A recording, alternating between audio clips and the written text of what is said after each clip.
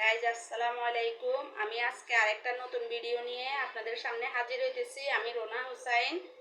আমি আজকে বাচ্চাদের জন্য এবং বয়স্ক মানুষদের জন্য কিভাবে ডাউল চচ্চড়ি করা হয় সবজি দিয়ে, ওইটা আজকে আপনাদেরকে হাতে মাখিয়ে দেখাবো।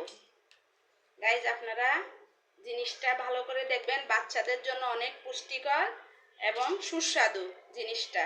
বাচ্চাদের 2 বছরের বাচ্চা থেকে সব ধরনের বয়সের মানুষে খেতে পারবেন।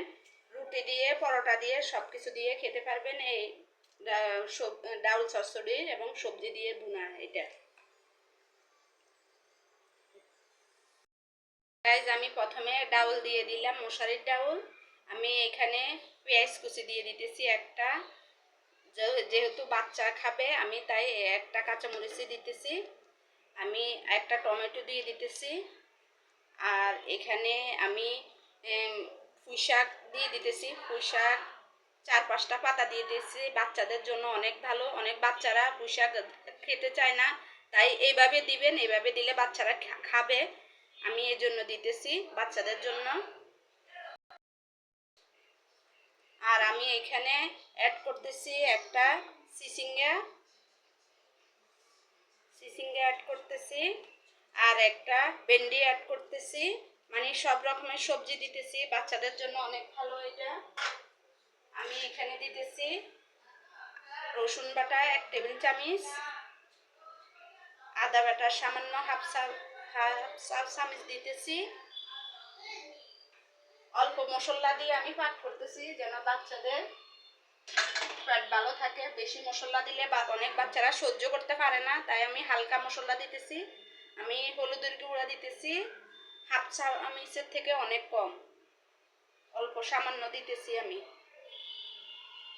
আমি এখানে এখন লবণ দিয়ে দিব 1 টেবিল চামচ।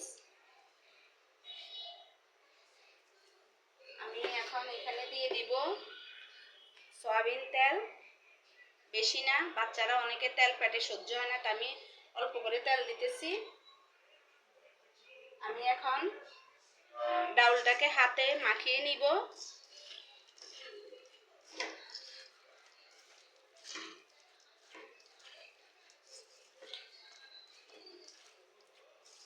গাইজ আমি হাতে মাখিয়ে নিতেছি।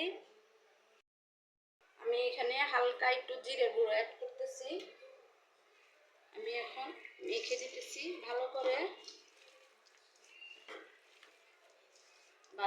মেখে দিয়ে আমি এখন সামান্য পানি অ্যাড করব। আমি সামান্য পানি অ্যাড করতেছি।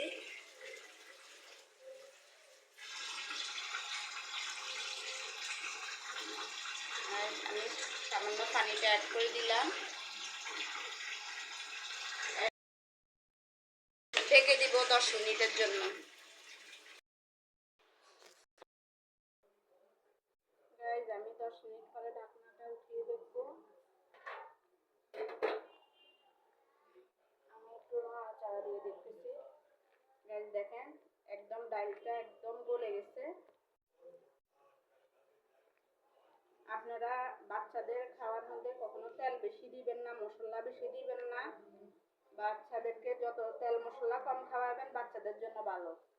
6 মাসের বাচ্চাকে এইভাবে অনেকে খিচুড়ি রান্না করে, খিচুড়ি না রান্না করে এভাবে ডাউল রান্না করে বাচ্চাকে এটা দিয়ে খাওয়াইতে পারবেন।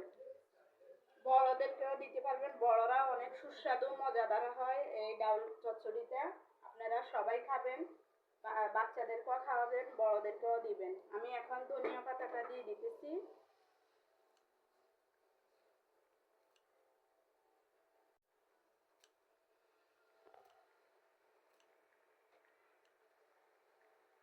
আমি ধনিয়া পাতাটা দিয়ে দিলাম।